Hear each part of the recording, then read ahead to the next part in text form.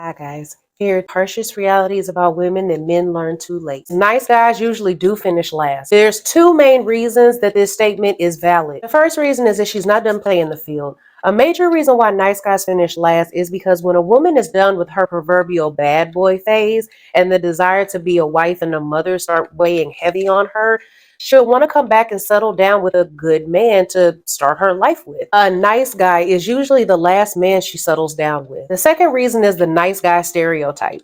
If you're a man who's described as sweet, sensitive, soft, or shy, the vast majority of girls won't be attracted to you. For men, being labeled with these characteristics are not desirable traits in the eyes of the majority of women. Societal norms and expectations portraying these traits as weaker or less attractive in men doesn't help any either. Because nice guys have the stigma of being boring and predictable, they are a major turnoff for the majority of women because they want to be with someone who demands respect, doesn't tolerate anything less than what he deserves, and leads without intimidation.